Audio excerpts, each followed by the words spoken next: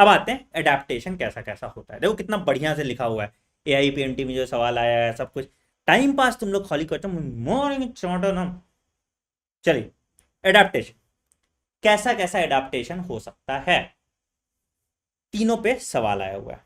पहला, morphological adaptation, मतलब structure में कोई चेंज कर देंगे।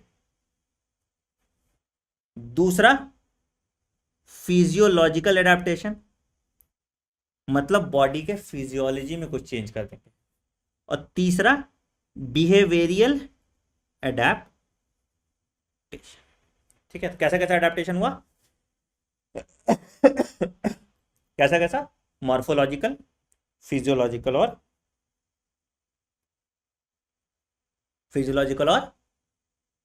बिहेवियरियल। ठीक है, देखो कौन कौन सा एडेप्टेशन कैसा कैसा है, ध्यान से सुनो। कंगारू रैट नॉर्थ अमेरिका में ये इंटरनल फैट ऑक्सीडेशन करा देता है। ठीक है, तो भैया ये पानी पिए बिना सुसु कर लेता है, एकदम कंसंट्रेटेड सुसु देता है। ठीक है, तो बिना पानी पिए इसका काम चल जा रहा है। तो क्या करता है ये, इंटरनल फैट ऑक्सीडेशन प्रोड्यूस करके पानी निकालता है और उससे एकदम कंसंट्रेटेड यूरिन निकालता है। तो इसको पानी का जरूरत नहीं, इससे पानी का जरूरत नहीं पड़ता। ये कौन सा एडेप्टेशन हुआ, बिहेवियरियल हुआ, फिजियोलॉजिकल हुआ या मॉर्फोलॉजिकल हुआ? तो ये फिजियोलॉजिकल एडेप्टेशन, फंक्शन में चेंज किया है ना, इंटरनल फैट ऑक्सीडेशन करा है। ठीक है, अच्छा। डेजर्ट प्लांट में क्या होता है, तो अगर हम देखें, पहला CAM pathway, CAM pathway is again physiological adaptation. इस टोमाटो को मैंने रात में बंद कर दिया। ठीक है, थिक क्यूटिकल, ये मॉर्फोलॉजिकल एडेप्टेशन है। ठीक है, संकन स्टोमाटा, ये भी मॉर्फोलॉजिकल एडेप्टेशन। तो ये वाला लिख लो, ये वाला मॉर्फोलॉजिकल एडेप्टेशन। ठीक है, बहुत बढ़िया। ठीक, mammals in colder climates have short ears, ठीक है, and limbs to reduce heat loss, हमने बोला था ये मैमल्स वाला। ठीक है, एक्वाटिक मैमल्स के पास थिक लेयर ऑफ फैट होता है जिससे हीट लॉस रिड्यूस होता है, ये भी हमने किया हुआ है, ये भी हमने किया हुआ है।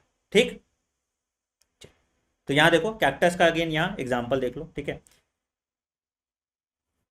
ठीक, तो camels living in desert climate have long eye lashes, hairy ears and store fats in their hump, morphological adaptation.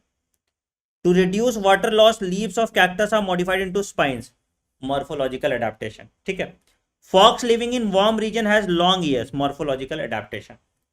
Chameleon changes the color according to the environment, behavioral भी adaptation हो सकता है, morphological adaptation भी हो सकता है। ठीक है, एक और एग्जांपल लिखो, डेजर्ट लिजर्ड,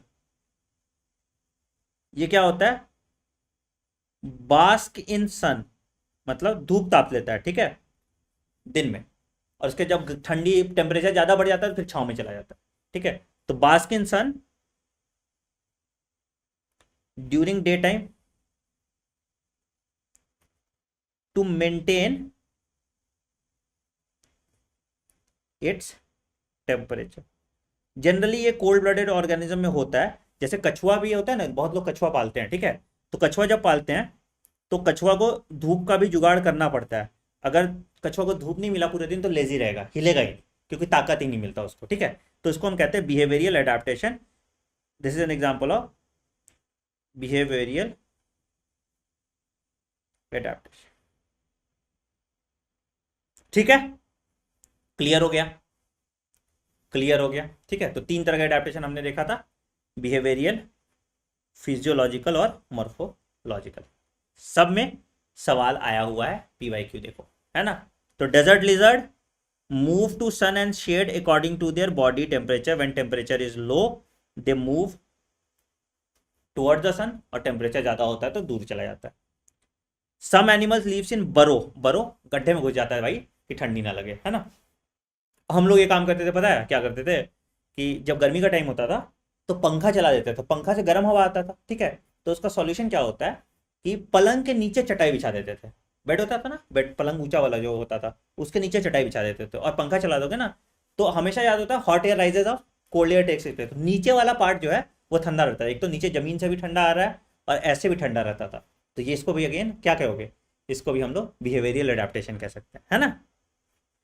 हाँ। समझे। बायोकेमिकल ही बता दे, बायोकेमिकल एडेप्टेशन बेटा यही काइंड ऑफ फिजियोलॉजिकल एडेप्टेशन ही है, मतलब बायोकेमिस्ट्री में, बॉडी के बायोकेमिस्ट्री में तुम चेंज करिए। जैसे मान लो कि मेरा गला खराब है या मुझे ठंड लग रही है, मैं काढ़ा पी लूं, तो मेरे बॉडी के बायोकेमिस्ट्री में चेंज हो रहा है, दैट इज बायोकेमिकल तुम्हारा एडेप्टेशन। तो जैसे marine fish living in deep sea, pressure से बचने के लिए, ठीक है। आर्की बैक्टीरिया हॉट स्प्रिंग में हाई टेम्परेचर में रह लेता है, ठीक है।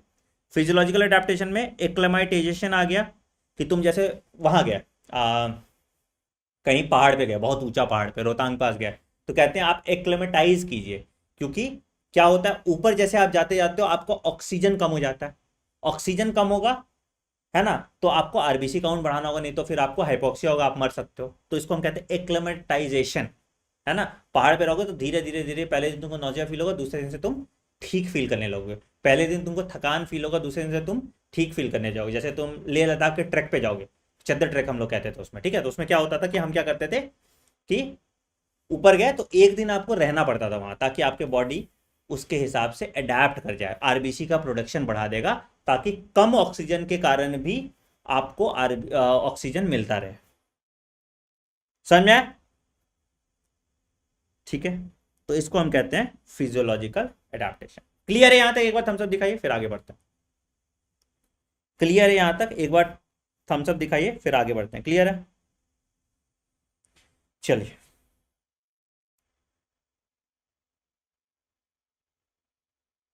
क्या नीश? अच्छा बेटा नीश, देखो नीश उसमें पढ़ाते हैं ना, लिख लो नीश, अगर तुमको लिखना है तो लिख लो,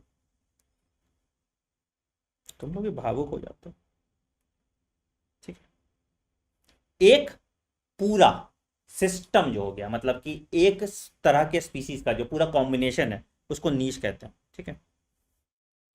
जैसे इसको कह सकते हो द मैच, नहीं कहते नीश कैटेगरी है, मतलब कैटेगरी होता है ना नीश ऑडियंस के लिए, या एक अलग सेट ऑफ ऑडियंस के लिए, उसको कहते हैं नीश कैटेगरी, नीश कहते हैं ना एक तरह के, तो वहां होता है, ठीक है।